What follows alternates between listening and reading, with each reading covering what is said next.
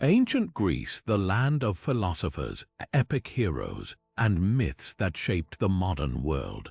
But beneath the marble columns and storied temples, there's a shadowy side to this golden age, a labyrinth of unsolved riddles that still leave historians and archaeologists scratching their heads.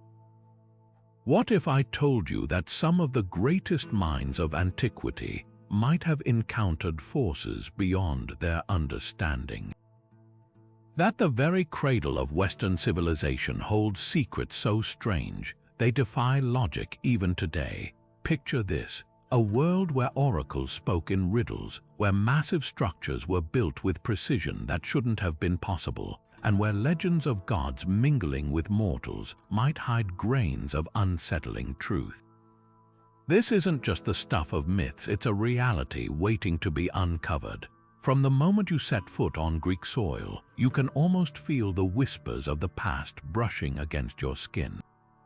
The air hums with stories of divine interventions, cursed artifacts, and vanished cities swallowed by time. Take the Oracle of Delphi, for instance, a woman who inhaled vapors from a crack in the earth and channeled the voice of Apollo.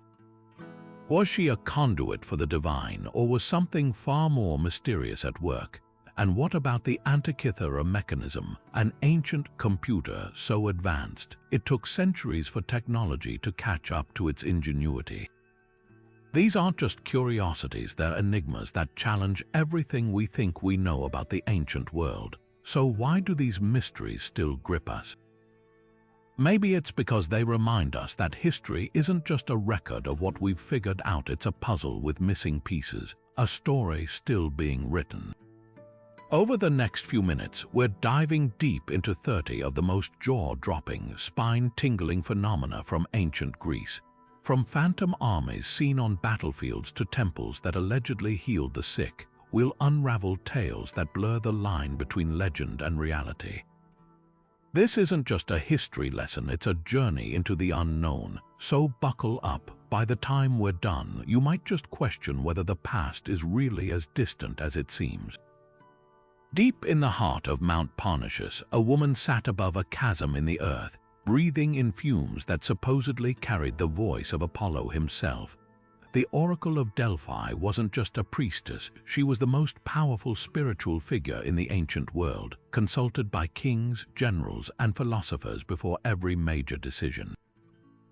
But here's where it gets strange. Ancient texts describe vapors rising from a crack beneath her tripod seat, sending her into a trance where she'd speak in riddles that priests then interpreted. For centuries, historians dismissed this as pure myth until modern geologists made a spine-chilling discovery.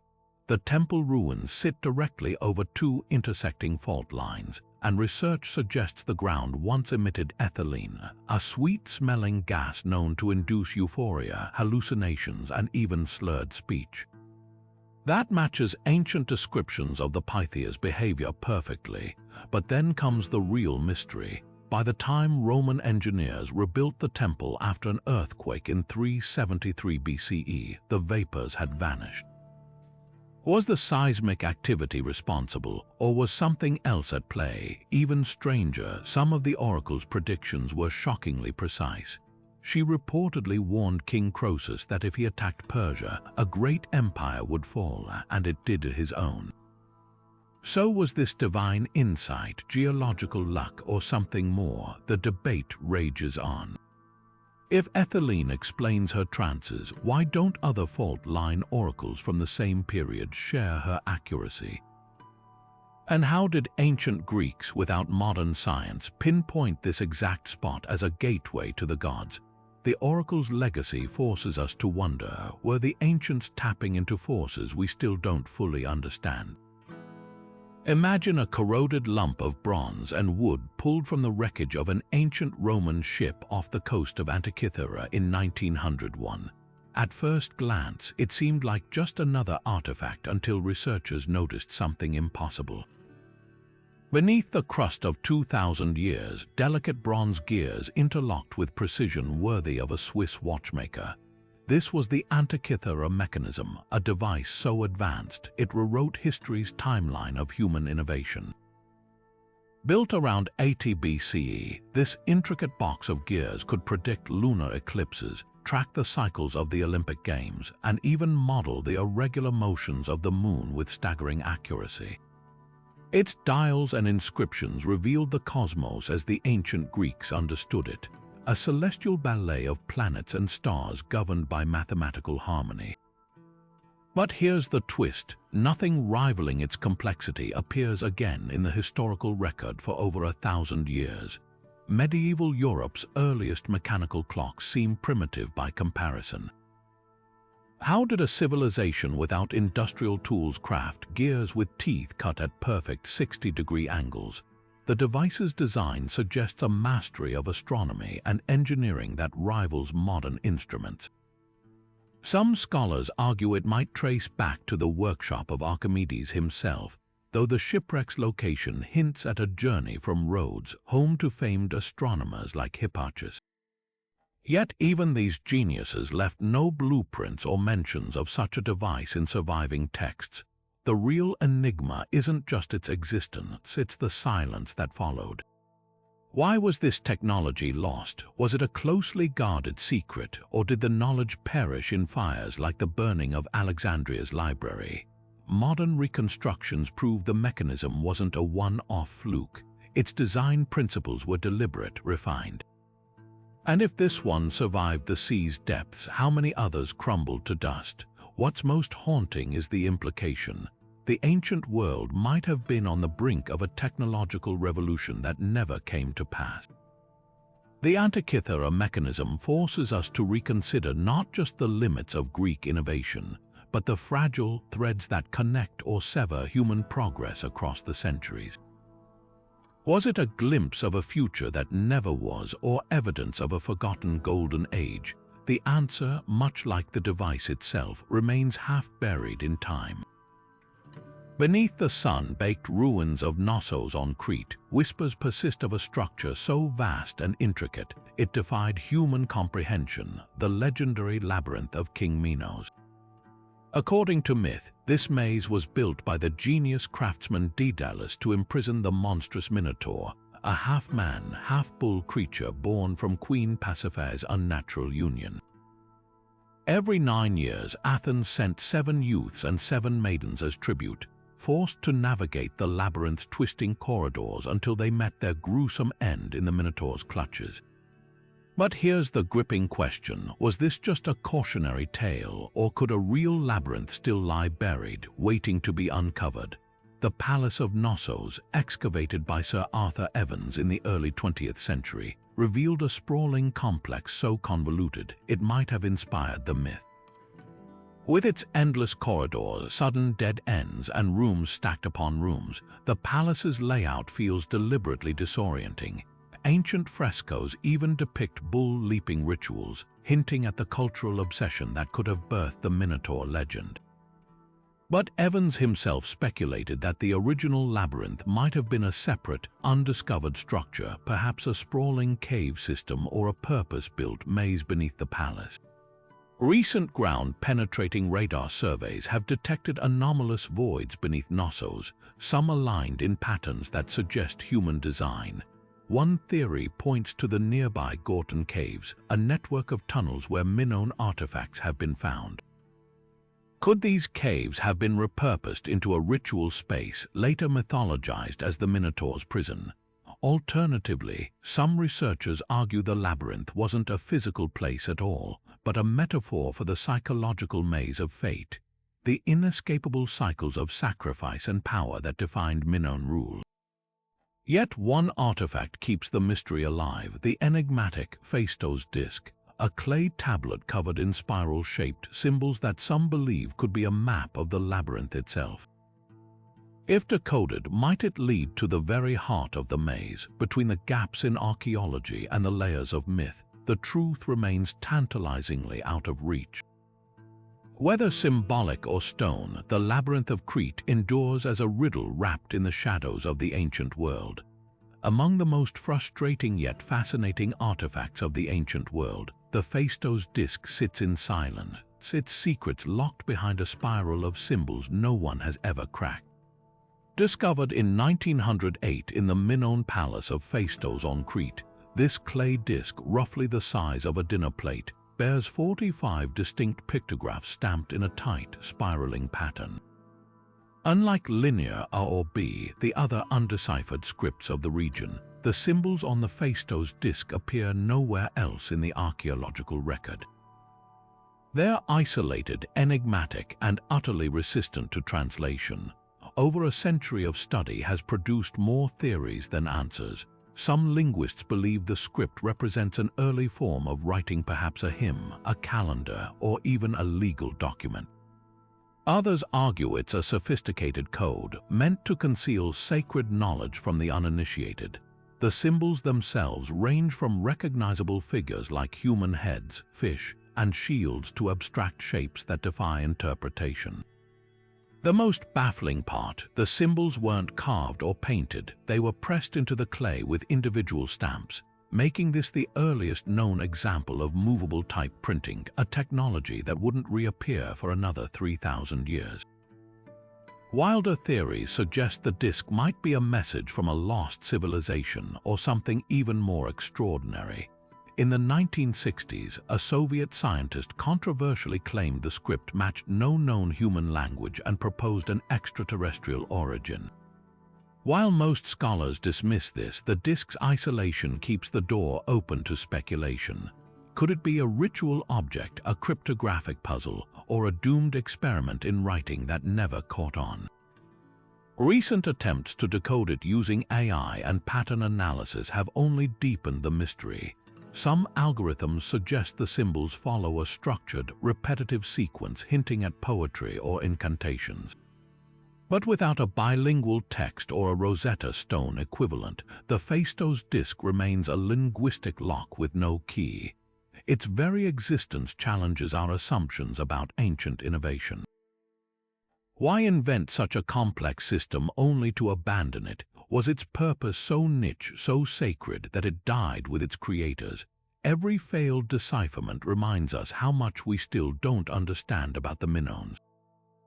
The disc isn't just a puzzle, it's a ghost of a lost thought, a whisper from a world that left no manual. Until someone cracks its code, it stands as a humbling testament to the gaps in our knowledge, proving that even the most studied civilizations can still leave us in the dark. Standing over 100 feet tall, the Colossus of Rhodes was more than just a statue. It was a bronze-clad titan that embodied the defiance and pride of an island that refused to be conquered. Built in 280 BCE to celebrate Rhodes' victory over the invading forces of Cyprus, this towering likeness of the sun god Helios took 12 years to complete, its gleaming form visible to ships approaching the harbor. Ancient accounts describe it as a marvel of engineering, with an iron and stone frame sheathed in plates of bronze so meticulously fitted they appeared seamless. But just 56 years after its completion, the Colossus vanished from history, leaving behind a mystery that still fuels debate today. The most widely accepted explanation comes from ancient historians like Strabo, who claimed the statue was toppled by a massive earthquake in 226 BCE. According to his account, the tremors snapped the Colossus at its knees, sending it crashing to the ground in a twisted heap of metal and stone. For centuries, the ruins supposedly lay where they fell, becoming a macabre tourist attraction. The Roman writer Pliny the Elder even claimed few men could wrap their arms around the statue's broken thumb, a testament to its colossal scale. But here's where things get murky. By the 7th century CE, when Arab forces invaded Rhodes, not a trace of the statue remained. So what really happened to those thousands of pounds of bronze? One theory suggests the metal was looted and melted down. In 654 CE, Arab general Muawiyah reportedly sold the remains to a Jewish merchant from Edessa, who needed 900 camels to haul the bronze scraps away. If true, the Colossus was reduced to coins, weapons, or everyday tools, its grandeur recycled into oblivion. But archaeologists have yet to find concrete evidence supporting this claim, and some argue the timeline doesn't add up. A more tantalizing possibility, the statue never fell at all, at least not in Rhodes. Medieval texts from Constantinople mention a great bronze figure transported to the Byzantine capital and reassembled there. Could the Colossus have been dismantled and relocated before the Arab invasion? It wouldn't be the first time ancient treasures were spirited away for safekeeping. Yet searchers in Istanbul have turned up no traces, leaving this theory in the realm of speculation. Then there's the fringe idea that the Colossus never straddled the harbor entrance as Renaissance artists later depicted. Recent studies of Rhodes topography suggest the statue likely stood on a hill near the port, not astride the waterway. If accurate, this reshapes the very image we have of one of antiquity's greatest wonders. The Colossus' fate is more than a historical puzzle, it's a reflection of how easily even the mightiest symbols can be erased by time. Whether crushed by earthquakes, scavenged for scrap, or hidden in plain sight, its disappearance reminds us how fragile human achievement truly is. And perhaps that's why its legend endures, not as a lost relic but as a ghost of ambition, urging us to wonder what other marvels might have slipped through history's cracks. For over 1,000 years, the most powerful people in the ancient world, philosophers like Plato, emperors like Hadrian, even the occasional bold woman like the priestess Clea, made a pilgrimage to a small sanctuary near Athens. They came for the Eleusinian mysteries, rituals so potent and secret that even today, we're left piecing together fragments of what truly happened. Those initiated swore an oath of silence punishable by death, and remarkably, not a single soul broke that vow. Whatever they experienced in that hallowed hall was so profound, so transformative, it never leaked to the outside world. At the heart of this enigma lies the kykeon, a sacred drink consumed during the ceremonies. Ancient texts describe it as a simple barley brew, yet its effects were anything but ordinary. Initiates spoke of witnessing the very cycle of life and death, of communing with Persephone herself as she returned from the underworld. Modern scholars suspect the kykeon contained something far more potent than grain. Perhaps ergot, a fungus that grows on barley and contains compounds similar to LSD. In the right dosage, it could induce vivid hallucinations, a sense of unity with the divine, even out-of-body experiences. But the mysteries weren't just about chemical revelations. The rituals unfolded over 9 days, mirroring Demeter's grief when Hades stole her daughter Persephone. Participants reenacted the goddess's desperate search, fasting by torchlight, then breaking their hunger with the kykeon at the critical moment. The climax took place in the Telesterion, a massive hall designed to amplify sound and shadow, where priests may have used mirrors, hypnotic chanting, or even secret passages to heighten the sensory overload. The most haunting question isn't just what they saw, it's why the secrecy held. Unlike other cults, Eleusis attracted skeptics and intellectuals who typically scorned superstition. Yet even Socrates, who mocked Athenian traditions, refused to disparage the mysteries. Cicero claimed they gave initiates the art of living joyfully and dying with hope. Whatever unfolded in that hall didn't just dazzle the eyes, it rewired souls. Yet for all our theories, the Telesterion lies in ruins, its rituals irrecoverable. Perhaps the power wasn't in the kykeon or the staging, but in the collective belief, a shared journey so intense it transcended words. The silence of the initiates might be the greatest testament of all. Some truths aren't meant to be told, only lived. In the dead of night, young Spartan men slipped into the countryside armed with knives and a chilling mandate: to hunt down the Helots, the enslaved population that outnumbered Sparta's citizens 10-1. This was the Crypteia, a coming-of-age ritual so brutal, even ancient historians struggled to believe it was real. Described by Plutarch as a test of endurance and cunning, the Crypteia wasn't just training, it was state-sanctioned terror. Each autumn, Spartan elders handpicked the most promising youths and sent them into the wilderness with one directive: kill as many Helots as they could find, especially the strongest or most rebellious. But was this a myth exaggerated to cement Sparta's fearsome reputation, or a calculated strategy to maintain control?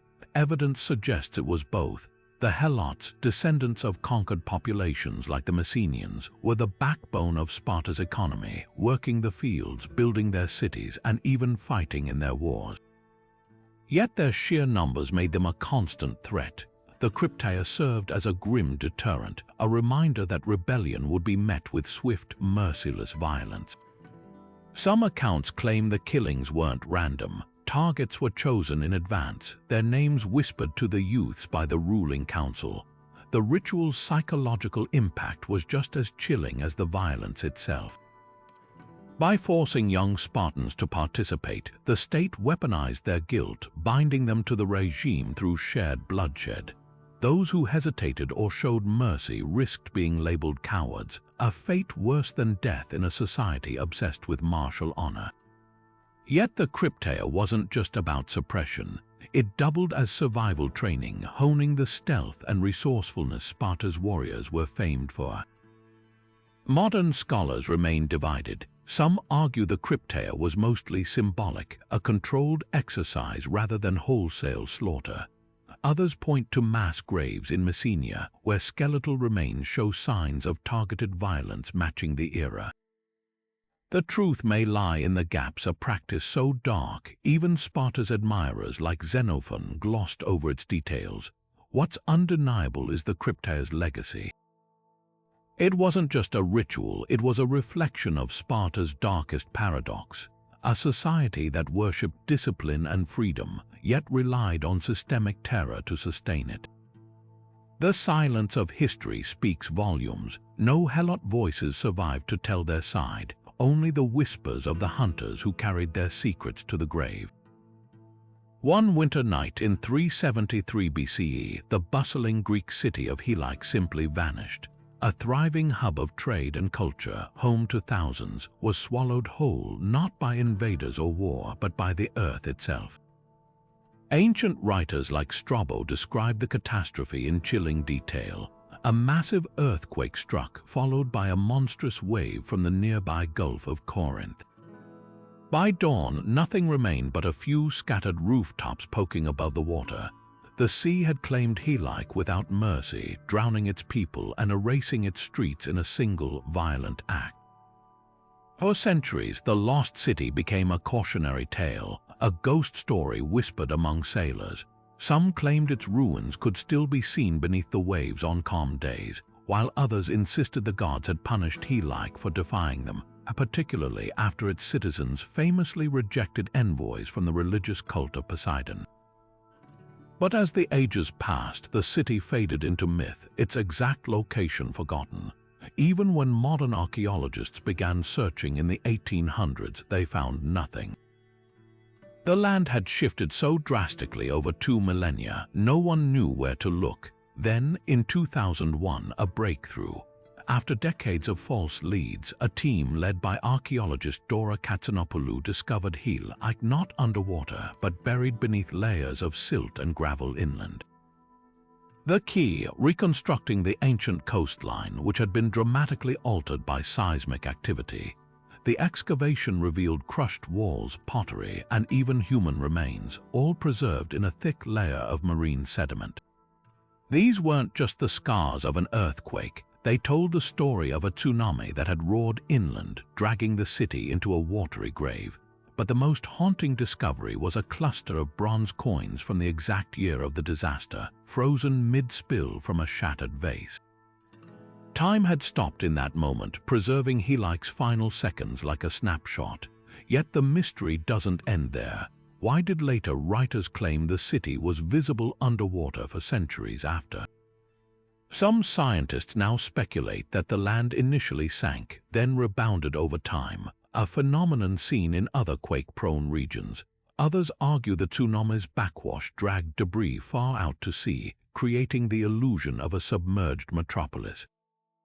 Helike's tragedy wasn't just a freak natural disaster. It reshaped Greek history, fueling Plato's later tale of Atlantis, a mighty civilization punished by the gods. The city's rediscovery forces us to confront how fragile human achievements are against nature's rage, and perhaps that's why its story endures, not as a myth but as a warning etched in the very earth that consumed it.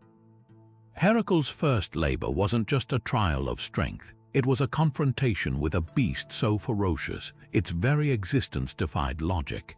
The Nemean lion, a monstrous creature with golden fur impervious to weapons, was said to stalk the hills of the Peloponnese, slaughtering livestock and terrorizing villages. Ancient texts describe Heracle's desperation when his arrows bounced harmlessly off the beast's hide, forcing him to strangle it with his bare hands before skinning it with its own claws. But beneath the layers of myth, a tantalizing question lingers. Could this unstoppable predator have been inspired by a real, now-vanished species? Paleontologists point to the cave lion Panthera spelaea, a massive subspecies that once roamed Europe during the Pleistocene era. Larger than modern lions and built for colder climates, their remains have been found as far south as Greece. While they likely vanished millennia before Heracle's supposed era, folk memories of these apex predators could have woven their way into legend. Even more intriguing are fragmented accounts from early Greek historians describing giant lions in the region, sightings dismissed as fable until fossil evidence suggested otherwise. Could encounters with relict populations have fueled the Nemean lion's fearsome reputation? But there's another twist. The lion's lair was said to be near a sacred grove dedicated to Zeus, leading some scholars to argue the beast was never meant to be taken literally. Its golden pelt, impervious to harm, mirrors descriptions of divine armor worn by gods, a symbol of untouchable power. The Nemean Games, founded in honor of Heracle's victory, featured competitors wearing lion skins, suggesting the creature may have been a ritual emblem representing the conquering of primal chaos. The archaeological record adds fuel to the debate. Excavations near ancient Nemea reveal a cult site where lion imagery dominates artifacts, but no physical remains of lions themselves. This has led to theories that the lion was actually a masked priest or guardian of the sanctuary, his ceremonial garb mistaken for a monstrous pelt by outsiders. Alternatively, the story might encode a darker truth, the extermination of an actual lion that strayed into the region, its death mythologized to serve a hero's narrative. Whether flesh or metaphor, the Nemean lion's legacy endures because it straddles the line between the tangible and the uncanny. Its myth forces us to ask how ancient cultures processed the terrifying unknowns of their world, transforming real threats into stories that still resonate today. In the end, its power lies not in whether it existed, but in why we still believe it could have. High in the rugged mountains of Epirus, where mist clings to the trees like whispers from another world, stood the oldest oracle in Greece, older even than Delphi. At Dodona, seekers didn't come to hear the ravings of a priestess, but to listen to a tree. A massive oak, its gnarled branches reaching skyward, was said to speak with the voice of Zeus himself. Pilgrims would bring their deepest questions should they marry, go to war, trust a stranger, and priests would interpret the god's answers through the rustling of its leaves, the cooing of doves nesting in its boughs, or the eerie clanging of bronze vessels hung from its limbs. But was this divine dialogue or something far more human? The rituals at Dodona were unlike anything else in the ancient world. Unlike Delphi's cryptic verses, Dodona's prophecies came through signs so ordinary they forced the priests and the questioners to find meaning in the mundane. A sudden gust might signal approval, while a lone dove's call could spell warning. The oak wasn't just a tree, it was a living Rorschach test, its ambiguity allowing people to project their hopes and fears onto nature's randomness. Some modern scholars argue this was the oracle's real power, not divine truth, but the illusion of certainty. By stripping away elaborate rituals, Dodona's priesthood created a space where doubt could be transformed into decision. Yet excavations at the site reveal something stranger. Archaeologists unearthed hundreds of lead tablets, tiny, folded notes scrawled with questions from ordinary people. Will my stolen cloak be returned? Is the child I carry truly my husband's? These weren't the grand inquiries of kings, but the raw, intimate anxieties of daily life. And the responses, when found, were startlingly direct. One tablet bluntly advised a man to find another wife. Another warned a merchant against sailing in winter. This wasn't the vagueness of cold reading, it was startlingly practical counsel. How did the priests manage such precision? The answer might lie in Dodona's unique geography. The grove sat atop a natural wind tunnel where air currents funneled between mountains with uncanny predictability. Locals would have known these patterns intimately, when breezes shifted with the seasons or how storms gathered. Combine that with the priest's knowledge of regional gossip, travelers would have shared news along the pilgrimage routes, and you have a recipe for miraculous insight. A priest hearing leaves rustle from the west might recall that's where bandits were last spotted, advising against travel. A dove's nest disturbed could hint at unrest in a nearby village. But then there's the bronze. Ancient sources describe cauldrons hung around the oak, arranged so that when wind blew, they'd clang in haunting harmonies. Recent reconstructions show these weren't random noisemakers. Their tones followed mathematical intervals, creating a dissonant chorus that could induce trance-like states in listeners. Was the real oracle not the tree, but the soundscape designed around it? A place where wind, metal, and psychology conspired to open minds to suggestion. The genius of Dodona wasn't in trickery, but in harnessing the power of ambiguity. Unlike Delphi's authoritarian pronouncements, it gave people permission to hear what they needed. In that sacred grove, the voice of Zeus might have been nothing more than the wind, but sometimes that's all a person requires to find their way. The true mystery isn't whether the oak spoke, but why we still long for trees and gods to whisper back. 3,600 years ago, the island we now call Santorini wasn't an idyllic crescent of whitewashed houses. It was a ticking time bomb. Thera, as it was known then, was a thriving Minoan outpost, its streets bustling with artisans and traders. Then, without warning, the earth tore itself apart. The eruption that followed was so cataclysmic, it dwarfed even Krakatoa, sending shockwaves across the Mediterranean.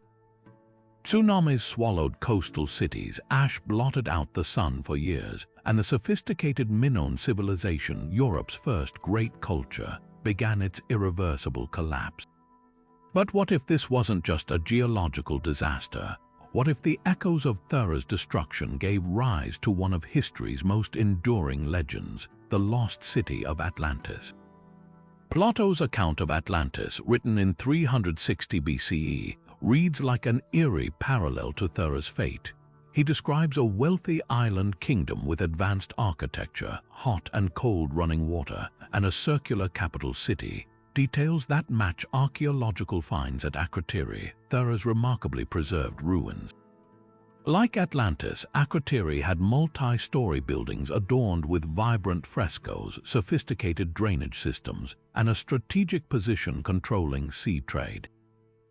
Then, as Plato chillingly recounts, Atlantis succumbed to earthquakes and floods in a single day and night of misfortune. The timeline fits.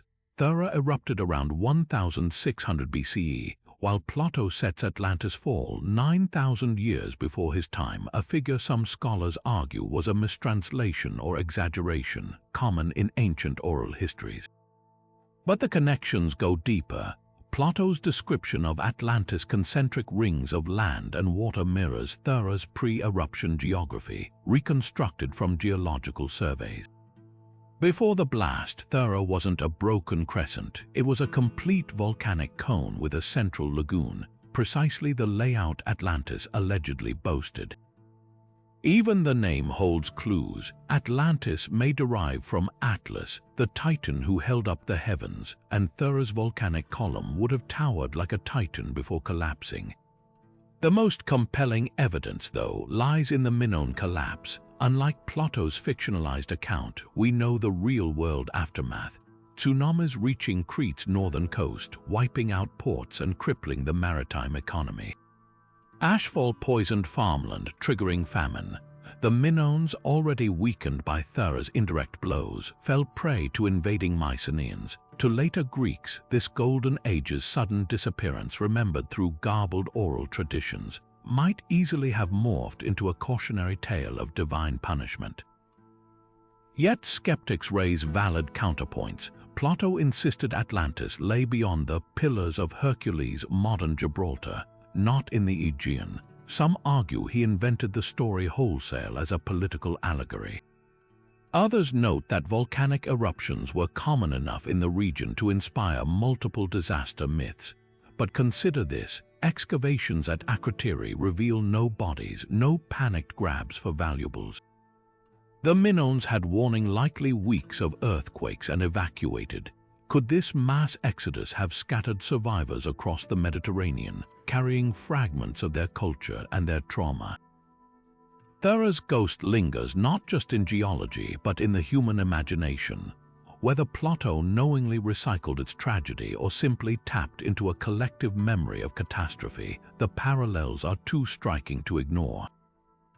Atlantis endures because it speaks to our deepest fears of nature's indifference, of civilizations forgotten, of the fragile threads that bind history itself.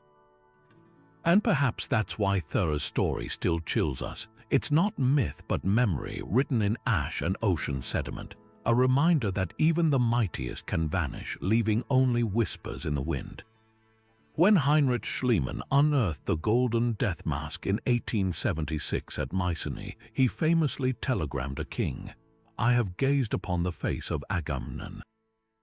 The mask, with its hauntingly lifelike features, arched eyebrows, thin lips, and a meticulously rendered beard, seemed to confirm his wildest dreams. Here was physical proof of Homer's legendary king, the leader of Greeks against Troy, preserved in gold for 3,000 years. But almost immediately, whispers of doubt began to circulate. Was this truly the visage of a mythic hero, or had Schliemann's obsession with the Iliad blinded him to the truth? The controversy stems from the mask's stylistic quirks. Unlike other Mycenaean grave goods which feature stiffer, more abstract designs, the so-called Mask of Agamemnon displays a naturalism uncommon for its era. The beard's curls are individually defined, the eyes half-lidded as if caught mid-breath. This level of detail aligns more closely with later classical Greek art than with the rigid conventions of the Bronze Age. Even the mask's discovery raised eyebrows. Schliemann claimed it came from Grave Circle A royal burial site, but his excavation methods were notoriously reckless. Workers later admitted he often rearranged artifacts to fit his narratives. Could the mask have been planted or even crafted to order? Modern metallurgical analysis adds fuel to the fire. Gold sources traced to the Argolid region match other Mycenaean artifacts, but the mask's precise alloy composition is oddly consistent, unlike the natural impurities found in contemporaneous works. Some scholars suggest it might be a later forgery, perhaps even commissioned during Schliemann's lifetime to capitalize on Trojan War mania. Others argue it's genuine but misdated, a rare masterpiece from Mycenae's decline when artistic styles began evolving toward realism. The most damning evidence comes from the graves themselves. Grave Circle dates to the 16th century BCE, while Agamemnon's supposed reign would have been in the 12th century. That's a 400-year gap, making it impossible for the mask to belong to Homer's king. Schliemann likely knew this. His private letters reveal he initially identified the mask with an earlier ruler before switching to Agamemnon for publicity. Yet the mask's power endures regardless of its origin. It embodies the tension between archaeology and myth, how easily we project our desires onto the past. Perhaps its greatest lesson isn't about Agamemnon, but about us, our need to touch the faces of legends, even if we have to reshape them in gold. The sacred band of Thebes wasn't just an elite fighting force. It was a revolutionary experiment in warfare, built on a radical idea: love could be the ultimate weapon. 300 warriors, paired 150 strong, stood as the backbone of Thebes' army during the 4th century BCE. But these weren't just random soldiers thrown together. Each man fought alongside his romantic partner, their bond forged in intimacy and trust. Ancient historians like Plutarch claimed this emotional connection made them nearly invincible. A band cemented by friendship, grounded in love, is indissoluble and unbreakable, he wrote, and the numbers don't lie. At the Battle of Leuctra in 371 BCE, this seemingly unbreakable unit crushed the previously unstoppable Spartans, overturning Greece's military hierarchy in a single day. How did love translate to battlefield dominance? The answer lies in the psychology of combat. Unlike traditional armies where soldiers might falter to save themselves, the sacred band fought with a desperate, shared purpose. The fear of shame, of failing one's beloved, outweighed the fear of death. Tactically, their pairing was genius. Each man knew his partner's movements instinctively, creating a fluidity that rigid Spartan formations couldn't match. But was their strength purely emotional, or did Theban generals engineer something more calculated? Some modern scholars argue the band's success stemmed from clever propaganda as much as martial skill. Thebes, long overshadowed by Sparta and Athens, needed a myth to rally behind. What better symbol than warriors who embodied devotion? Yet excavations at Thebes' mass graves reveal a grimmer truth. Skeletons from the band's final battle at Coronia in 338 BCE show pairs buried side by side, their bones interlocked, some still clutching hands. This wasn't just symbolism, it was a testament to how deeply their bonds ran. The real mystery isn't whether they were effective, but why their model wasn't replicated. Ancient Greece's rigid gender norms made same-sex relationships acceptable only within narrow contexts, and later Christian rulers scrubbed such narratives from history. Perhaps their legacy endures because it challenges our assumptions about warfare. In a world where armies often dehumanize soldiers, the sacred band reminds us that vulnerability can be strength, and that even in battle, the heart might be the deadliest muscle of all. At the entrance to Apollo's temple in Delphi, one small but cryptic symbol held the power to baffle even the greatest minds of antiquity: a single, stark letter, E. Pilgrims would pause before it, philosophers would debate it, and Plutarch himself devoted an entire essay to unraveling its meaning. Was it a divine riddle, a mathematical cipher, or something far more personal? The mystery of the Delphic E endures because it's more than just an inscription. It's a mirror reflecting the ancient world's obsession with hidden wisdom. One prevailing theory ties the E to the Greek word I, meaning you are, a direct address to Apollo, reinforcing his eternal presence. Plutarch favored this interpretation, suggesting the letter served as a reminder of the god's unchanging nature amid life's chaos. But delve deeper and the symbol's layers multiply. Pythagoreans saw it as a key to cosmic harmony, representing the number 5, which held sacred geometric significance. 5 was the sum of the first even and odd numbers 2 and 3, symbolizing the marriage of opposites, a concept central to Delphi's balancing of light and shadow, order and frenzy. Yet another school of thought points to the E as shorthand for E letter 1 F30, meaning if, framing life's uncertainties as questions for the oracle to resolve. Imagine standing before that letter, whispering your fears into its silent curve, waiting for the god's answer to transform ambiguity into clarity. The ritualistic power of such a symbol can't be overstated. It wasn't just a letter, but a portal to the divine. The most tantalizing possibility, the E wasn't singular at all. Archaeological evidence suggests multiple E's may have once adorned the temple, each crafted from a different material: wood, bronze, and finally gold, marking Delphi's evolution from humble shrine to Panhellenic powerhouse. If true, the E became a monument to progress, a syllable in the sanctuary's ongoing story. But perhaps the truth lies in the very act of questioning. The Delphic didn't offer answers, it demanded engagement, compelling visitors to confront their own interpretations. In that sense, it was the perfect symbol for Delphi, a place where meaning wasn't given but discovered. The letter's power didn't come from solving its mystery, but from the eternal human urge to keep trying. In 1867, a Dutchman named Cornelis over de Linden came forward with a manuscript that would ignite one of history's most heated literary controversies, the Oer Linde book. Written in a strange, archaic dialect and bound in weathered oak, the text claimed to be a chronicle of a matriarchal civilization that thrived thousands of years before ancient Greece, ruled by priestesses who worshipped the goddess Freya. Its pages described advanced societies, catastrophic floods, and even a proto-democratic system that predated Athens by millennia. To some, it was the missing link to Europe's forgotten past. To others, it was an elaborate hoax dripping with 19th-century nationalism and wishful thinking. So where does the truth lie? The manuscript's supporters point to eerie consistencies with known history. The book speaks of a great flood around 2196 BCE, aligning with geological evidence of North Sea inundations during the Late Bronze Age.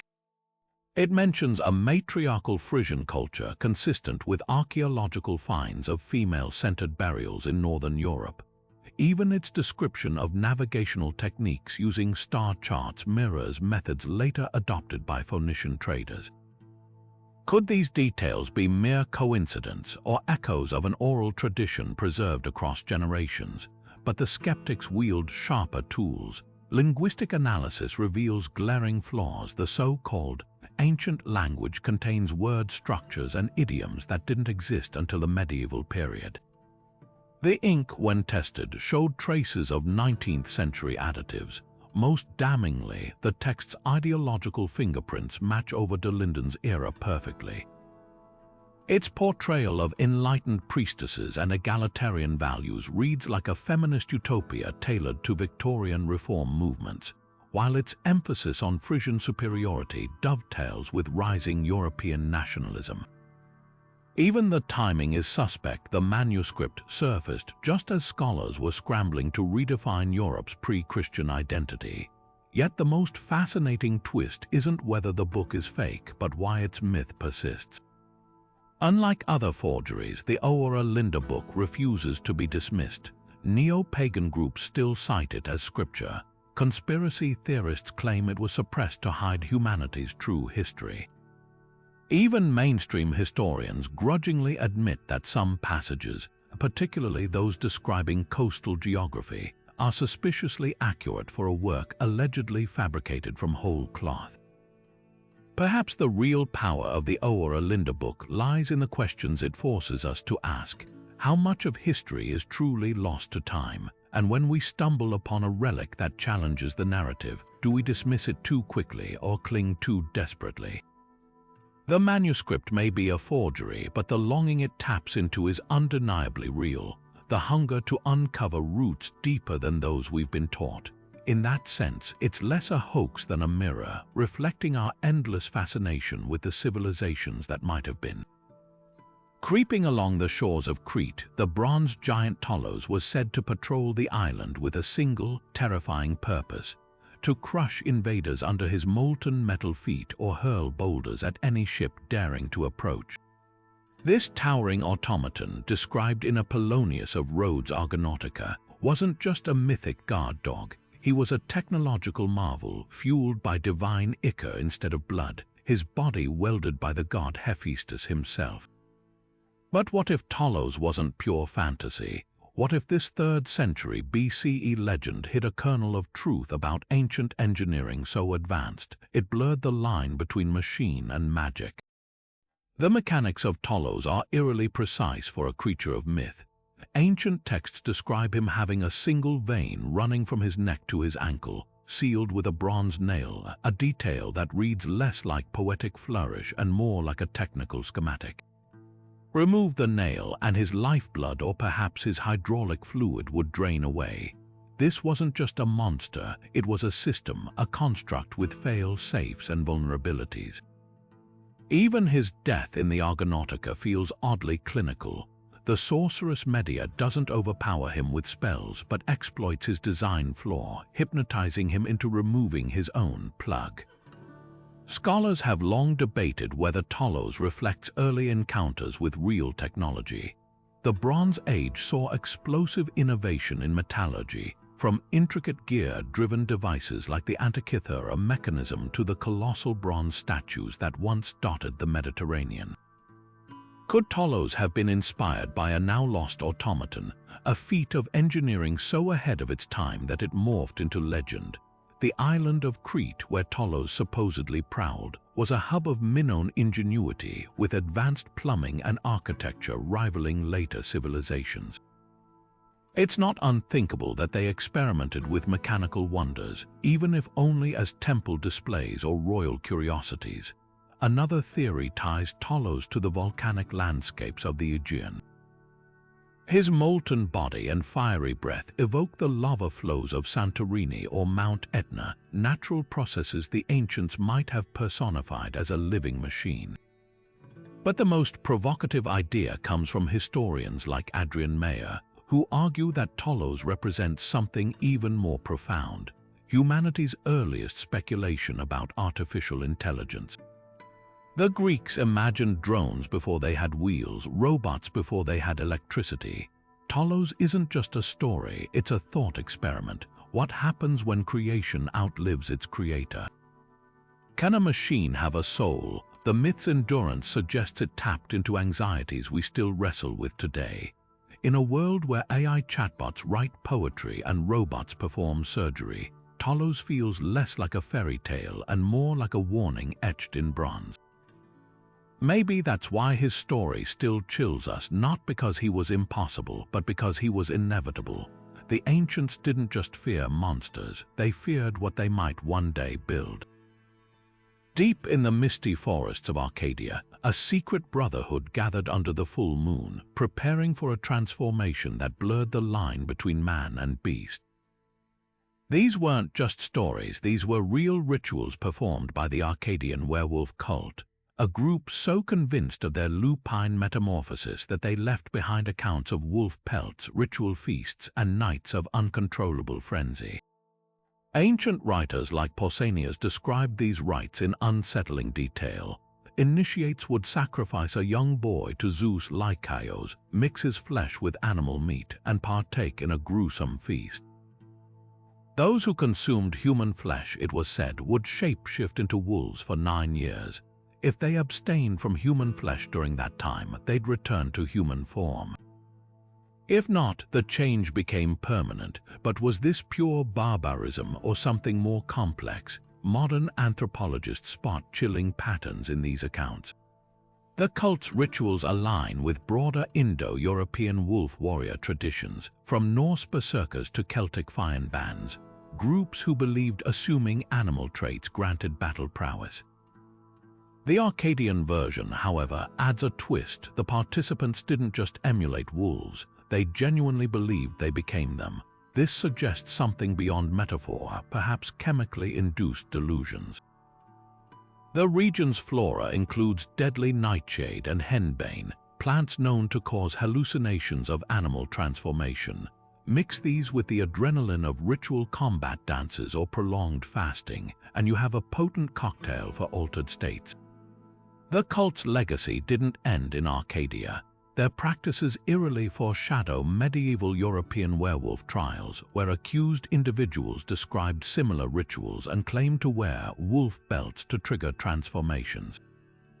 Even the 9-year cycle resurfaces in Slavic folklore. Such parallels raise a provocative question. Were these later werewolf myths rooted in fragmented memories of Arcadian rites? Or did multiple cultures independently stumble upon the same terrifying idea, that humanity is just one skin away from savagery? Archaeology adds another layer.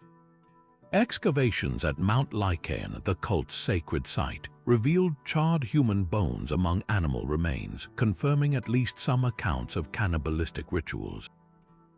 Yet the site also yielded votive figurines of humans with wolf features, suggesting the cult saw their transformations as sacred, not monstrous. This duality, the wolf as both damned and divine, echoes through global folklore from Native American skinwalkers to African Anyoto leopard men.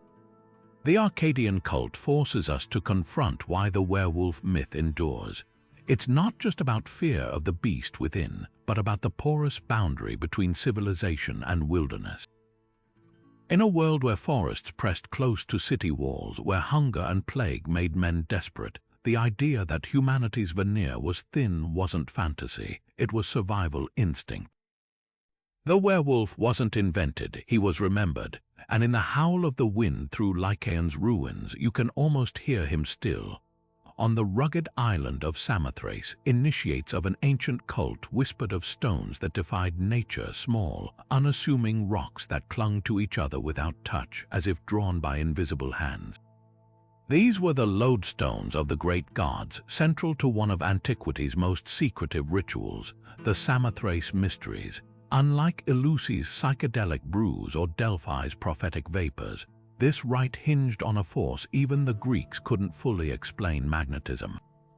The lodestones, natural magnets containing iron oxide, weren't just ceremonial props. They were the heart of a ritual meant to bind souls as firmly as the stones themselves.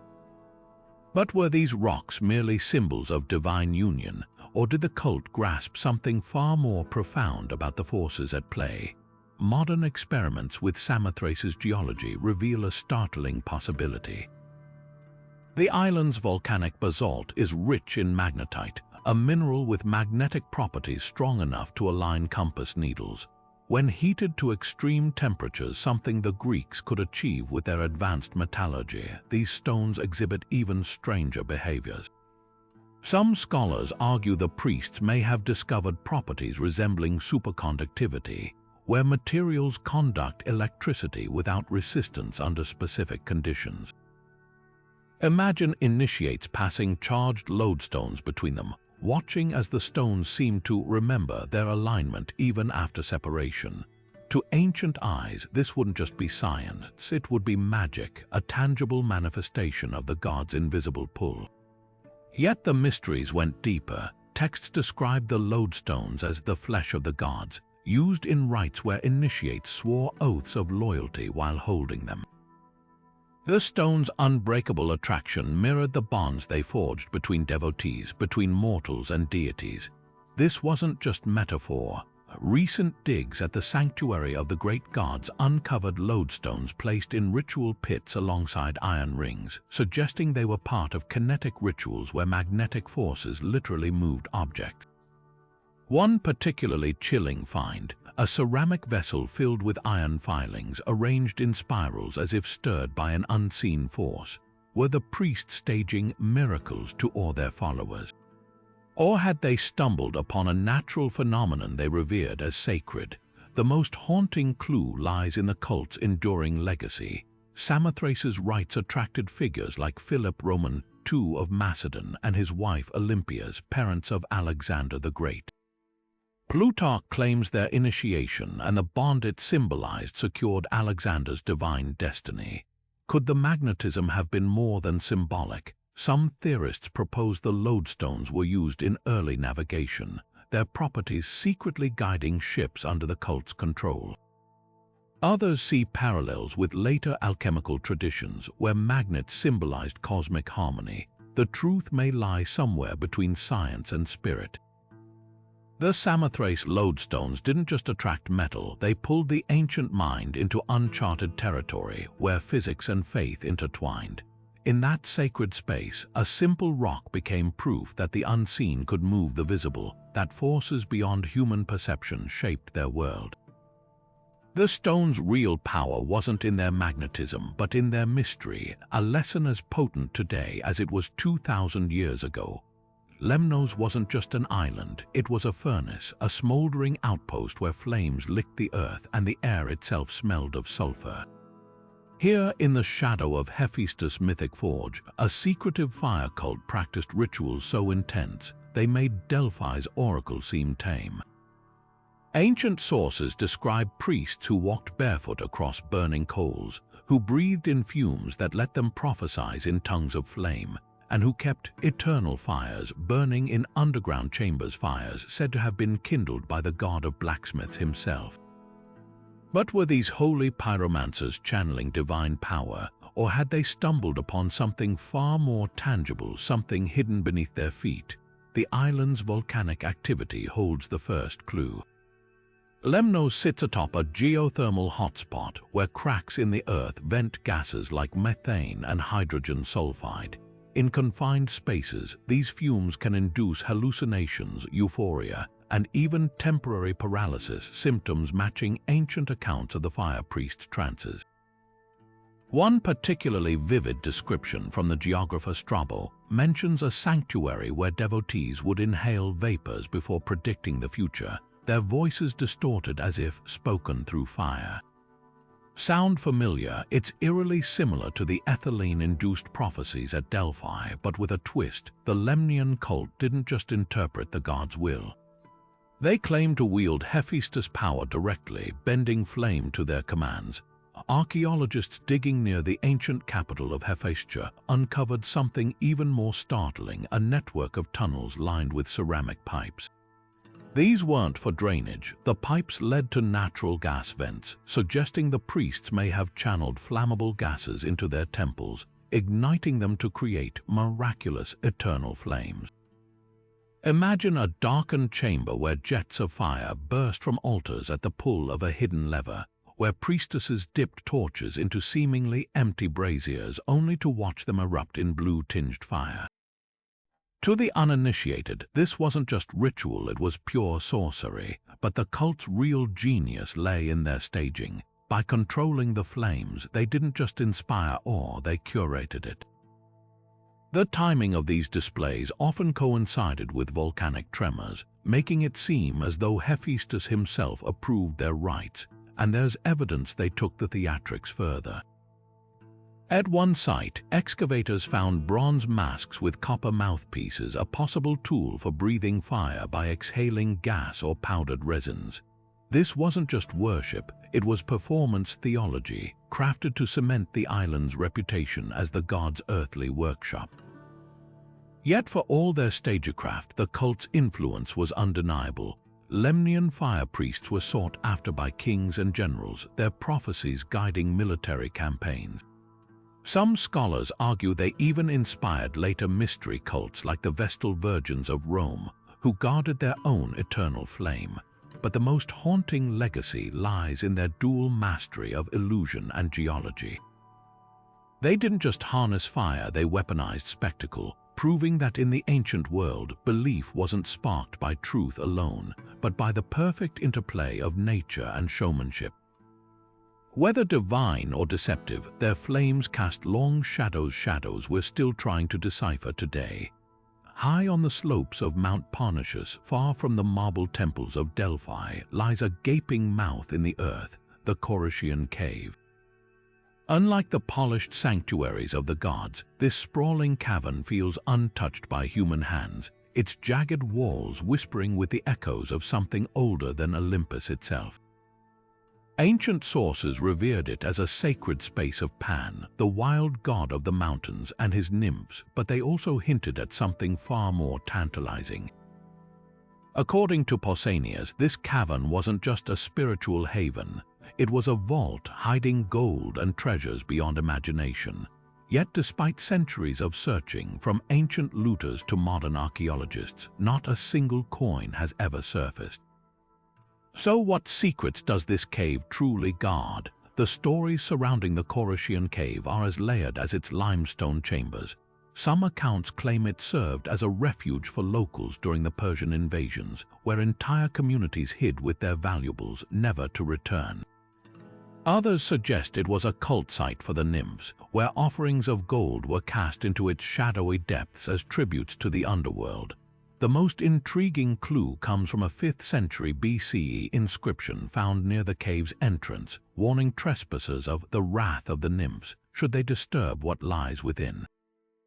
This wasn't just superstition, it was a deterrent sparking speculation that someone, at some point, had something worth protecting here. Modern expeditions have turned the cave inside out with ground-penetrating radar and thermal imaging, only to find empty chambers and the occasional shard of pottery. But here's the twist: the cave's geology suggests it wasn't always so barren. Corrosion patterns on the walls indicate that subterranean rivers once flowed through it, possibly carving out hidden chambers now sealed by rockfalls. Even more compelling are the traces of iron and sulfur detected in the soil, elements often associated with ancient metallurgy. Could the gold of legend have been something more esoteric? In ancient texts, the word for gold, chrysos, sometimes symbolized divine knowledge rather than literal treasure. The cave's true wealth might lie in its role as a liminal space where the physical and mystical worlds blurred. Ritual objects found near its entrance include odd clay discs stamped with labyrinth patterns, eerily reminiscent of the symbols on the Phaistos Disc. Local legends speak of initiates undergoing trials here, emerging with golden minds after nights spent in the dark, guided only by the distant sound of Pan's pipes. This wasn't a bank vault, it was a transformer where seekers traded greed for revelation. Yet the possibility of literal treasure still lingers. In the 1980s, a shepherd near the cave stumbled upon a narrow tunnel that collapsed before it could be explored. Ground scans later revealed anomalies deep beneath cavities that don't match natural formations. Whether these hold lost hoards or simply the bones of the earth, no one knows. The Coruscant cave keeps its secrets as fiercely as Pan guarded his wilds. Perhaps that's the real lesson: some treasures weren't meant to be found, only wondered at. And in that wandering, the cave's magic endures. Sparta's legendary constitution wasn't just a set of laws. It was a carefully crafted mirage, a shimmering ideal that may have never truly existed as history remembers it. According to ancient chroniclers like Plutarch, the reformer Lycurgus transformed Sparta into a military utopia around the 9th century BCE, instituting radical equality through land redistribution, communal dining halls, and the infamous agoge training system that turned boys into warriors. But here's the unsettling truth: no contemporary records of Lycurgus survive, and the earliest accounts of his laws were written centuries after Sparta's golden age had already crumbled. So was this austere paradise real, or just propaganda crafted to shame rival city-states? Archaeology paints a strikingly different picture than the Spartan myth. Excavations of ancient Sparta reveal luxuries like perfumed oils, intricate jewelry, and imported pottery, hardly the stuff of a society that banned coinage and excess. Even more damning, land surveys show stark inequalities in property distribution, with elite families controlling vast estates while poorer Spartans scraped by. This wasn't the classless warrior society Lycurgus supposedly engineered. It was a rigid hierarchy disguised as egalitarianism, where the so-called equals, the homoioi, were anything but equal. The collapse of this carefully constructed facade came swiftly once Sparta's military dominance waned. After defeating Athens in the Peloponnesian War, the cracks became chasms. By the 4th century BCE, the citizen population had dwindled to a fraction of its former size, plagued by generational warfare and a birth rate crisis. The agoge, once the pride of Sparta, became a hollow ritual as wealthy families bought their sons exemptions from training. The infamous iron bars used as currency, meant to discourage greed, were revealed as theatrical props when hordes of silver coins surfaced in Spartan tombs. What's most fascinating isn't the lie itself, but why it endured. Sparta's myth served a purpose for both admirers and critics. Athenian philosophers like Xenophon praised Lycurgus' system as a rebuke to democracy's excesses, while Roman emperors invoked Spartan discipline to justify authoritarian rule. Even today, the fantasy persists, from Nazi Germany's obsession with Spartan eugenics to modern fitness cults fetishizing the agoge. The real Sparta wasn't a utopia. It was a cautionary tale about what happens when a society values image over truth, when the stories we tell ourselves become more powerful than reality. And perhaps that's why its ghost still walks among us, not as a model, but as a mirror reflecting our own hunger for perfectible myths. Hidden beneath the ruins of Labyrinth, a gaping chasm in the earth promised divine wisdom, but at a cost few were brave enough to pay. This was the Oracle of Trophonius, where seekers didn't merely ask questions of the gods.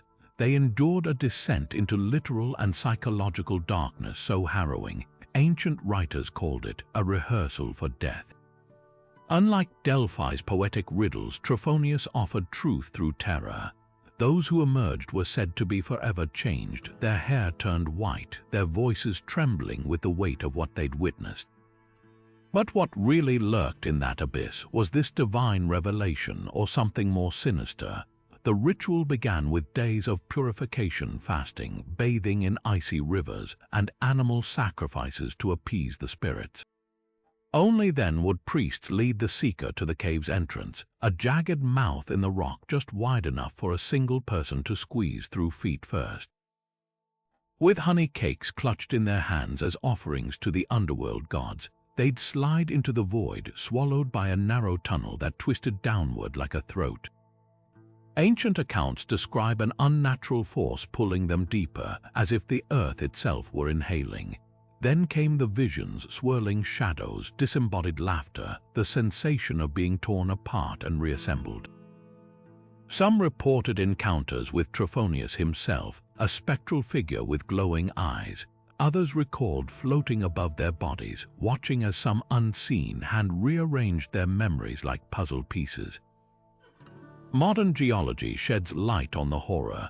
The cave sits atop a fault line emitting traces of carbon dioxide and methane gases known to induce suffocation, paranoia, and vivid hallucinations in confined spaces. Combined with the total darkness and the psychological toll of the descent, it's no wonder seekers emerged broken, but the priests' manipulations went beyond natural phenomena. Surviving inscriptions reveal meticulous staging. Hidden vents could have been used to release additional gases at key moments, while strategically placed bronze mirrors might have reflected dim torchlight into disorienting patterns. The real genius lay in the exit ritual. After being hauled back up, trembling and incoherent, seekers were seated on the throne of Mnemosyne, a chair positioned to frame the rising sun. As dawn's light hit their dilated pupils, priests would interpret their babbled fragments into prophecies. The oracle's power wasn't just in the terror, but in its aftermath. Those who underwent the ordeal were forbidden to speak of it openly, adding layers of mystique. Word spread nonetheless, drawing figures like the Macedonian general Pausanias and the philosopher Socrates' pupil, Chaerephon. Even the skeptic Plutarch admitted the prophecies were eerily accurate, suggesting some initiates may have been primed with intelligence gathered during their purification days. The cave became a dark mirror for the soul, a place where the mind's secrets were weaponized against itself. Yet the most chilling detail isn't the gases or the staging, but the oracle's brutal honesty. Unlike other shrines that couched predictions in riddles, Trophonius reportedly gave blunt, often devastating answers. One seeker, a wealthy merchant, was told he would die within days, and did. Another, a politician, was shown a vision of his own execution. This wasn't fortune-telling, it was psychological vivisection. Whether through subterranean poisons or masterful human manipulation, the Oracle of Trophonius didn't just predict the future. It forced those who entered to confront the darkest corners of their own minds, and sometimes they never truly climbed back out. The women of Thebes moved through the forest like a single organism, their bare feet pounding the earth in rhythm, their voices rising in unholy unison. Euripides' Bacchae captures this moment with chilling clarity, a frenzied mob of Maenads driven to ecstatic violence by the god Dionysus tearing apart bulls, and eventually a king with their bare hands. This wasn't just theater, it was a reflection of real rituals that shook ancient Greece, where normally reserved women abandoned their homes, their children, even their identities, to lose themselves in collective rapture. But what force could provoke such a radical break from sanity? Was it divine inspiration, chemical intoxication, or something even more unsettling, the raw power of the human mind unraveling en masse? The Bacchae offers unsettling clues. Participants in these Dionysian rites were said to handle snakes without fear, lift boulders effortlessly, and nurse wild animals at their breasts, feats that suggest more than just religious fervor. Ancient texts describe them chewing ivy or drinking mysterious brews, leading many scholars to suspect hallucinogens played a role. The ivy sacred to Dionysus, Hedera helix, contains tritopenoid saponins, compounds known to induce delirium in high doses. Mixed with wine, another of the gods, symbols the effects could have been explosive, blurring the line between revelry and psychosis, but the real horror lies in the ritual's aftermath. When the Maenads of the Bacchae mistake King Pentheus for a lion and rip him limb from limb, his own mother carries his head back to the city, still lost in her trance. This wasn't just chemical, it was cultural, a sanctioned release of pent-up societal pressures turned lethal. Modern parallels add eerie context. Anthropologists point to cases like the medieval dancing plagues or the Salem witch trials, where group hysteria manifested in violent, inexplicable behavior. In Greece, women living under strict patriarchal control may have found in Dionysian rites the only outlet for their repressed rage, a fury so potent it could rewrite reality for those caught in its grip. Excavations of Dionysian sanctuaries reveal theaters built into hillsides, where acoustics could amplify chanting into overwhelming waves of sound, while flickering torchlight and rhythmic drumming would have pushed participants into trance states. The gods' rituals weren't just parties, they were psychological pressure valves engineered to overload the senses.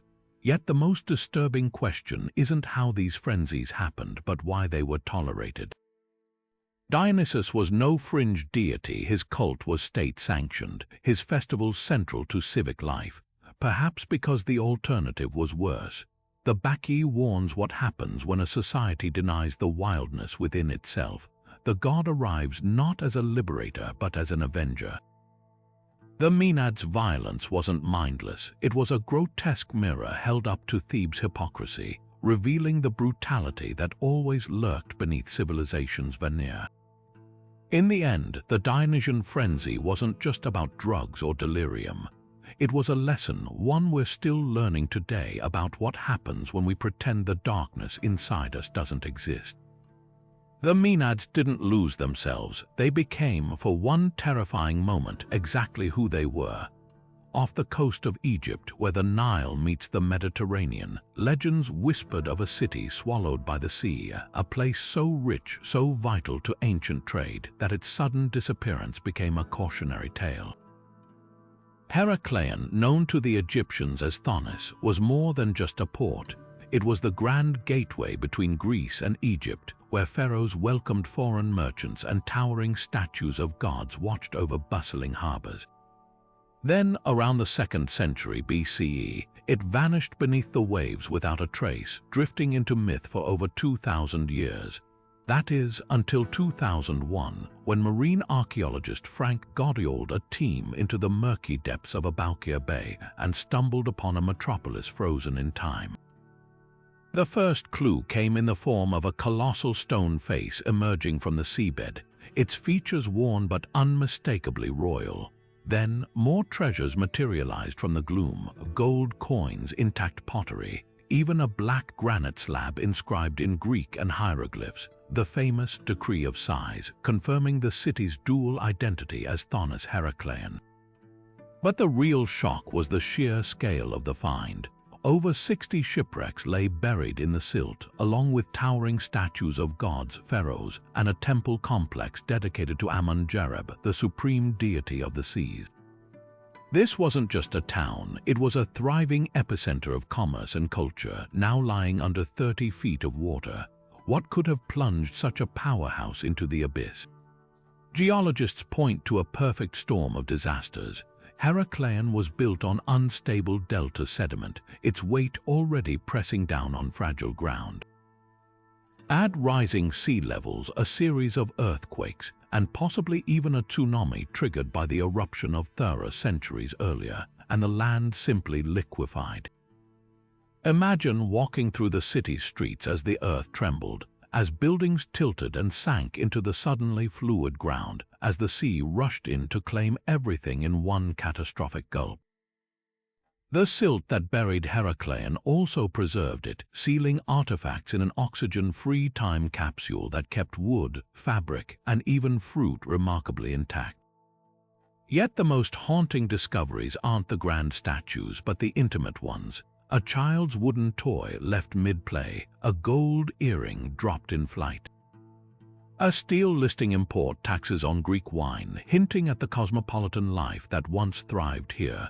These fragments paint a picture of a city at its zenith, where it was living its final days. And the mysteries are far from solved. Only 5% of the site has been excavated. What still lies buried? Some speculate the ruins could hold clues to lost trade routes, or even evidence of unknown diplomatic ties between Greece and Egypt. Others wonder if deeper layers might reveal older incarnations of the city, stretching back to the Bronze Age. Heracleion's story isn't just about destruction, it's about resilience. Long after it sank, its legacy lived on in the writings of historians like Herodotus, who called it a city of wonders. Now, as divers brush away centuries of sand and salt, they're not just recovering a lost world. They're piecing together a puzzle that redefines our understanding of the ancient Mediterranean, one where land and sea, myth and reality are forever intertwined. And somewhere in those silent ruins, the echoes of a drowned civilization still whisper, waiting to be heard. The vibrant frescoes of Knossos erupt with motion, young athletes grasping the horns of a charging bull, bodies twisting midair as the beast bucks beneath them. This is the bull leaping fresco, one of the most electrifying yet baffling artifacts of Minoan Crete. At first glance, it appears to depict a thrilling spectator sport, a Bronze Age predecessor to modern-day rodeo. But look closer and the questions multiply. Were these acrobats performing for applause, or was this a sacred rite teetering on the edge of life and death? The truth might lie somewhere between spectacle and sacrament. Archaeologists have long wrestled with the mechanics of the act itself. The fresco shows 3 distinct phases: the grasp, where the leaper seizes the bull's horns, the vault, where they somersault over its back, and the dismount, where they land presumably gracefully behind the animal. Reconstructions suggest this wasn't just artistic license. Bull leaping's physics align with real-world acrobatics, though the margin for error was vanishingly slim. A single misjudgment could mean impalement or trampling. So why risk it? Some scholars argue the answer is woven into Knossos' very architecture. The palace's central courtyards feature shallow stone basins that may have doubled as bull rings, their drainage channels hinting at rituals involving liquids, perhaps blood, water, or wine. Yet the practice wasn't confined to art. Comparative anthropology reveals similar bull-centric rites across the ancient Mediterranean. In Cappadocia, Hittite texts describe bull men performing feats of agility. Egyptian tomb paintings show youths backflipping over bovids in scenes eerily reminiscent of Knossos. This wasn't isolated entertainment, it was a cultural obsession, one that might have served multiple purposes. For the Minoans, bulls symbolized raw divine power, their curved horns echoing the crescent moon sacred to their mother goddess. Leaping over one could have been a form of initiation, a test of courage that transformed adolescents into adults under the god's gaze. But the darkest interpretation comes from the fresco's missing pieces. Fragments of other bull-leaping scenes show figures with ghostly white skin, a Minoan convention for depicting the dead. Were some leaps meant to end fatally, the athlete's sacrifices ensuring fertility or political stability? Skeletons excavated near Knossos bull courts show traumatic injuries consistent with goring, though whether these were ritualistic or accidental remains unclear. The fresco's cheerful palette ochre, azure, crimson belies its potential brutality. Like so much of Minoan culture, it dances between celebration and solemnity, leaving us to wonder where the performance ended and the devotion began. Perhaps the most compelling clue lies in the act's sheer improbability. Bull leaping wasn't just dangerous, it was nearly impossible without extensive training and almost supernatural coordination between human and beast. This suggests the bulls themselves may have been ritualistically conditioned, starved, drugged, or bred for docility. Alternatively, the bulls could have been costumed performers, their movements choreographed like a sacred play. The line between reality and symbolism in Minoan art is notoriously porous. Their frescoes teem with fantastical creatures, griffins, winged demons, serpent goddesses. Could the bull leapers be mythological figures, their feats allegories for overcoming chaos? The debate endures because the fresco refuses to be pinned down. It's a riddle in pigment, a single frozen moment that hints at an entire world of belief and bravery. Whether sport, sacrifice, or symbolic drama, the bull-leaping ritual captures something essential about the Minoans: their ability to stare into the abyss of the divine and somersault over it with a flourish. And in that fleeting instant between grasp and dismount, between mortal and myth, we catch a glimpse of a civilization that thrived on the edge of the impossible. Before laurel wreaths crowned victors and crowds roared for athletes, the Pythian Games began not with celebration but with blood, a funeral for a slaughtered god. Deep in Delphi's mythic past, Apollo's rise to power came at a terrible cost. The oracle's sacred site was originally guarded by Python, a primordial serpent born from Gaia herself. When Apollo, the bright newcomer god, sought to claim Delphi as his own, he pierced the beast with arrows, its coils thrashing in the sacred springs until the waters ran red. Yet this wasn't just a victory, it was a sacrilege. To atone for the murder, Apollo ordained funeral games not for a hero but for the monster he'd slain. The earliest contests bore little resemblance to the later foot races and chariot clashes. Ancient sources describe eerie nocturnal processions where masked dancers reenacted Apollo's battle with Python, their torches casting serpentine shadows on the temple walls. Competitions weren't about speed or strength, they were tests of mourning. Choral hymns composed in Python's honor were judged for their sorrow, not skill. Sacrifices poured not to Olympian gods, but to chthonic deities, offerings left in pits where Python's spirit supposedly writhed beneath the earth. This was no festival. It was an exorcism, a way to pacify the ancient powers Apollo had displaced. So how did these somber rites transform into the second most prestigious games in Greece? The shift mirrors Delphi's own evolution from local cult to Panhellenic powerhouse. As Apollo's worship spread, so did the need to sanitize his origins. The game's athletic events added centuries later refocused attention on mortal achievement rather than divine guilt. The chariot races, introduced in the 6th century BCE, symbolically reenacted Apollo's arrival in Delphi with his sun chariot, overwriting the older narrative of violence. Even the prize changed. Laurel wreaths replaced the original funerary offerings, linking victory to Apollo's sacred tree rather than Python's corpse. Yet traces of the dark origins lingered. Unlike the Olympics, where winners were celebrated immediately, Pythian victors first had to visit the temple of Apollo to give thanks, a nod to the god's debt. The musical competitions, though now featuring lyres instead of dirges, still took place in the stadium's echoing hollow, where acoustics amplified every note into something almost supernatural. And every 4th year, priests would reenact the slaying in a ritual called the Stepterion, where a youth representing Apollo would flee to the Vale of Temp for purification, returning with laurel to cleanse Delphi anew. This duality celebration layered over atonement reveals a deeper truth about ancient Greece. Their greatest festivals often sprang from trauma, their joy inseparable from earlier sorrow.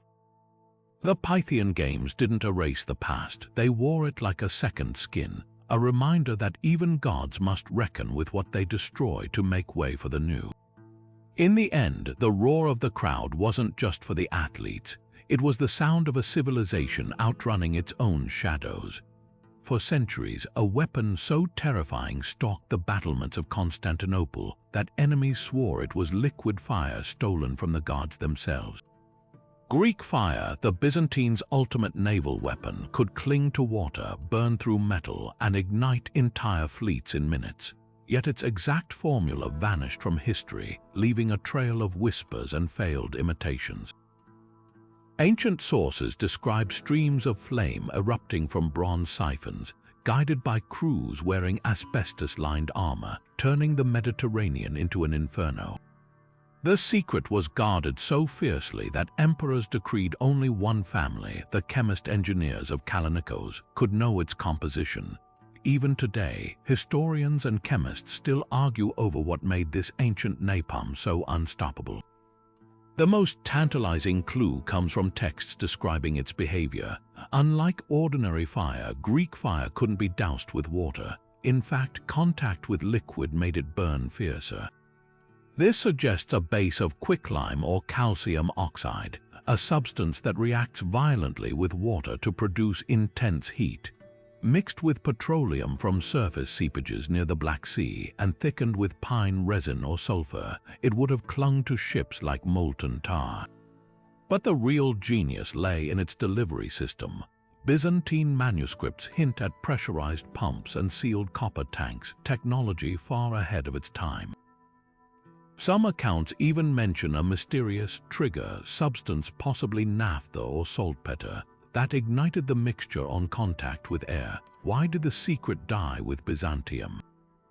The answer lies in the weapon's dual nature. Greek fire wasn't just a tool of war, it was a psychological weapon, its mystique as potent as its flames. By restricting knowledge to a single bloodline, the emperors ensured no rival could replicate it, not even their own generals. When Constantinople fell in 1453, the last Kallinikos engineers reportedly took the formula to their graves rather than let it fall into Ottoman hands. Modern attempts to recreate it have come close, but none match the horror of the original. Perhaps some secrets are meant to stay buried. Or perhaps somewhere in an untranslated manuscript or forgotten vault, the true recipe still waits, as volatile as the day it was forged. In the wild highlands of Arcadia, where the ruins of forgotten temples cling to mist-shrouded peaks, whispers persist of a people who walked the land long before the first Greek city-states rose, a civilization so ancient they measured time not by the sun, but by the silver pulse of the moon. These were the so-called Moon People, a shadowy culture described in fragments by classical writers like Pausanias, who claimed the Arcadians boasted of being older than the moon itself. But were these lunar worshippers a lost branch of Atlantis' legacy, a misunderstood indigenous tribe, or something even stranger? The tales describe a world where temples aligned with lunar cycles, where priestesses charted eclipses with uncanny precision, and where rituals unfolded under full moons so bright they cast shadows at midnight. Unlike the solar-focused Olympian cults that came later, the Moon People supposedly revered a goddess called Selene Artemis, a fusion of the celestial and the terrestrial, depicted with crescent horns and a cloak of stars. Archaeologists have found traces of this lunar obsession in Arcadia, a stone pillar carved with 30 notches, matching the days of a lunar month, and pottery shards painted with spiral patterns eerily similar to lunar phase diagrams. But the most compelling evidence lies beneath the soil, circular foundations of structures predating Mycenaean Greece by centuries, their layouts mirroring the night sky's constellations as they appeared 5,000 years ago. Could these ruins belong to survivors of a greater Atlantean diaspora? Plato's dialogues place Atlantis' fall around 9,000 years before his time, a timeline that loosely aligns with the Moon People's supposed peak. Some researchers point to the odd linguistic quirks of Akkadian Greek, which contains words with no Indo-European roots, possible remnants of a pre-Greek substrate language. Others argue the Moon people were simply indigenous Pelasgians, the mysterious pre-Hellenic inhabitants later mythologized by their Greek successors. Yet the lunar connection resists easy explanation. Ancient calendars from Babylon to China tracked the moon, but Akkadia's system was unusually precise, incorporating a 19-year metonic cycle that synchronizes solar and lunar years, a sophistication not seen elsewhere until millennia later. Legends speak of moonstones hidden in mountain caves, crystals that supposedly glowed in sync with lunar phases. While no such stones have been found, geologists note Akkadia's quartz deposits exhibit piezoelectric properties, emitting faint electrical charges under pressure, a phenomenon that might have been interpreted as otherworldly. The truth may lie in the collision of cultures. When Mycenaean Greeks pushed into Arcadia around 1600 BCE, they encountered a society already steeped in celestial lore. Rather than erasing these traditions, they wove them into their own myths. The Moon people's goddess became Artemis, their lunar rituals blurred into the mysteries of Demeter. What was lost in this cultural assimilation? Perhaps only the stones remember the silent alignments of temples, the grooves of forgotten observatories, the ghosts of a people who once measured their lives not by the rise and fall of kings, but by the slow, eternal dance of the moon across the night sky. Beneath the quiet earth of Vergina, where the golden larnax of Philip Roman II once stunned archaeologists, a secret still pulses: 3 unopened burial chambers, their doors sealed for over 2 millennia.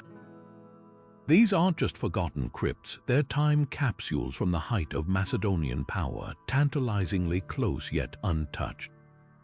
What treasures might lie beyond those stone thresholds? Weapons forged for Alexander's conquests, scrolls preserving lost histories, or perhaps something even more unexpected: evidence of rituals so sacred they were meant to stay hidden forever.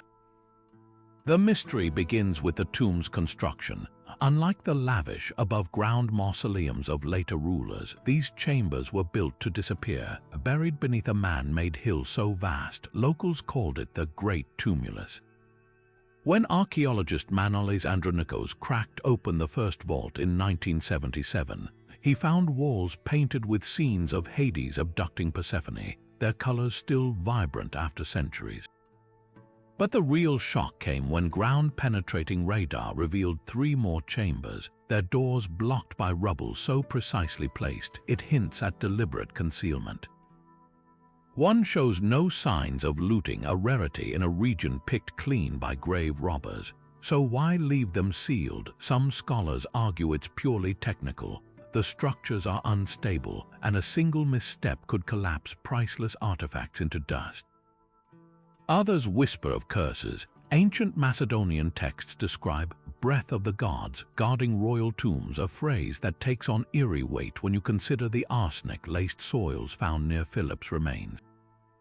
But the most compelling theory revolves around a name conspicuously absent from Vergina's discoveries: Alexander Roman IV. The teenage son of Alexander the Great was assassinated in 310 BCE, his burial site lost to history. The dimensions of one unopened chamber match descriptions of his funeral cortege, right down to the niche designed for a young warrior's armor. Then there's the enigma of the artifacts already found nearby. A silver urn inscribed with the word pater, father, in Greek, nestled beside an ivory head carved with Alexander's signature asymmetrical gaze. If these remnants hint at the grandeur behind sealed doors, the unopened chambers could rewrite our understanding of Macedonian succession. Did they inter rival claimants together to quell dynastic strife? Could one hold Roxana, Alexander's controversial wife, or the war chest he reportedly sent home before his death? Modern technology teases us with glimpses. Thermal scans show temperature anomalies in one chamber, suggesting metal objects, perhaps a hoard of gold or weaponry. Muon tomography, which tracks cosmic rays passing through stone, reveals voids that could be anything from collapsed ceilings to hidden annexes, the most tantalizing clue. A faint draft detected near one doorframe, hinting at an unseen passage winding deeper into the earth. The greatest treasures might not be gold or jewels, but knowledge. Macedonian royals were buried with tablets of the dead, inscribed with rituals to guide them into the afterlife. Imagine uncovering an intact version, a Rosetta Stone for the Macedonian underworld. Or scrolls preserving lost plays by Euripides, who wrote his final tragedies at the Macedonian court. Even the walls themselves could be canvases, hiding frescoes of Alexander's Persian campaigns painted by artists who walked beside him. Yet Vergina guards its secrets jealously. Political squabbles, funding shortages, and the sheer complexity of excavation have kept those doors shut. The world may never know what waits in the dark unless the next generation of archaeologists dares to turn the key. Until then, the chambers stand as a reminder. Some stories aren't buried to hide them, but to preserve the weight of their telling for those truly ready to listen. The Iliad opens with a plea, "Sing, goddess, the rage of Achilles," but beneath the poetry lies a tantalizing possibility. What if Homer's verses weren't just myth, but echoes of a real war, a real city, real heroes whose names survived centuries of retelling? For generations, scholars dismissed Troy as fantasy until a German businessman named Heinrich Schliemann, armed with little more than a dog-eared copy of Homer, unearthed the charred walls of Helike in modern-day Turkey. The discovery rocked academia, proving that at least some threads of the epics were woven from historical truth. But the deeper question remains: how much of these ancient stories is memory and how much is imagination? Recent archaeology offers startling clues. At Troy's seventh layer, dated to the late Bronze Age around 1200 BCE, excavations reveal a city besieged, its walls battered by fire and its streets littered with sling stones and arrowheads. Even more telling, a skeleton found crushed beneath collapsed masonry still clutched a bronze spear, a silent witness to the violence Homer described. But the connections don't end there. Hittite tablets from the same era mention a rebellious vassal state called Wilusa, now widely identified as Ilios, another name for Troy. One fragment even references a conflict over a woman, a haunting parallel to Helen's abduction. Yet the Odyssey poses a different puzzle. While Troy's ruins ground the Iliad in reality, Odysseus' decade-long voyage teems with monsters and sorcery, cyclopes, sirens, Circe's magic. Here, archaeology takes a detour into oceanography and ethnography. The island of the Cyclops, for instance, might reflect early Greek encounters with Sicily's volcanic landscapes, where the one-eyed Polyphemus could symbolize the terrifying eruptions of Mount Etna, its single eye of lava-belching smoke. The Whirlpool of Charybdis, a distorted account of the Strait of Messina's deadly currents, exaggerated through generations of sailors' tales. Even Odysseus' stop at the land of the Lotus Eaters finds eerie resonance in North Africa's coastal tribes, who are known to consume narcotic plants that induced forgetfulness. The most compelling evidence, though, comes from beneath the waves. Off the coast of Greece, shipwrecks like the one at Uluburan carried cargo matching Homer's descriptions of Bronze Age trade, amber from the Baltic, tin from Anatolia, even Egyptian gold. These routes mirror Odysseus' fictional journey, suggesting the Odyssey might encode real nautical knowledge passed down through oral tradition. Even the epic's famous Wine Dark Sea could be more than poetic license. Oceanographers note that under certain light conditions, the Aegean's deep waters do appear to darken into a purplish hue, much like fermenting wine. But the debate is far from settled. Critics argue that Homer's epics are a patchwork of eras' Bronze Age memories stitched onto Iron Age values. The lavish funeral games for Patroclus, for example, reflect Iron Age customs, not those of the older Mycenaean world. And while Troy was real, its 10-year siege might be a composite of multiple conflicts compressed into a single dramatic arc. Perhaps the truth lies somewhere in the middle. The Iliad and Odyssey aren't history books, but they're not pure fantasy either. They're palimpsest layers of memory scraped and rewritten, where actual events blur with symbolic meaning. The Trojan War might not have happened exactly as Homer sang it, but the anger of Achilles, the cunning of Odysseus, the grief of Priam, these are human truths that transcend time. Archaeology doesn't just dig up artifacts, it uncovers the emotional core of stories that have shaped us for millennia. In the end, the epics endure not because they tell us what happened, but because they tell us who we are. From the trance-inducing vapors of Delphi to the fire-wielding priests of Lemnos, from the drowned metropolis of Heracleion to the eerie precision of the Antikythera Mechanism, these 30 unexplained phenomena don't just challenge our understanding of ancient Greece, they dissolve the boundary between history and legend. Each mystery we've explored tonight is a thread in a vast, shimmering tapestry, one where gods walk alongside engineers, where reality blurs into myth, and where the past refuses to be neatly categorized. Was Talos a poetic metaphor, or did Bronze Age artisans really dream of mechanical giants?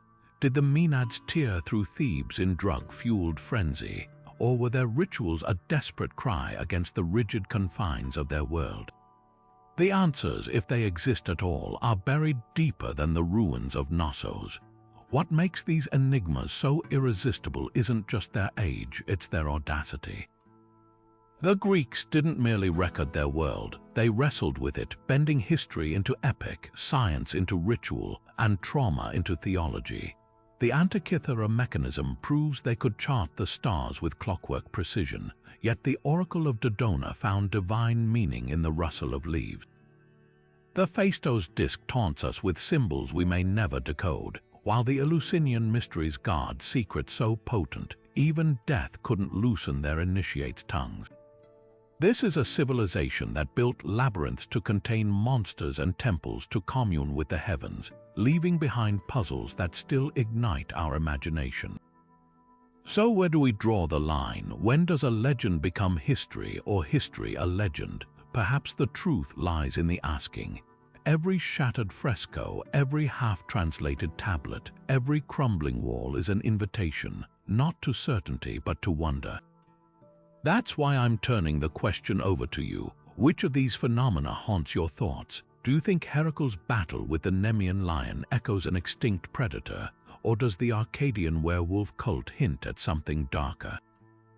Drop your wildest theories in the comments below, because the past is a conversation, not a monologue, and this is just the beginning. Beyond Greece's sun-baked ruins lie even older riddles, the subterranean cities of Cappadocia, the celestial maps of Mesopotamia, the engineered precision of Egypt's hidden chambers. If you're hungry to unravel more ancient mysteries, make sure to subscribe and hit that notification bell. The next adventure is already waiting, and trust me, you won't want to miss what's buried in the sands of time. Until then, keep questioning, keep exploring, and remember, sometimes the greatest discoveries start with a single, impossible story.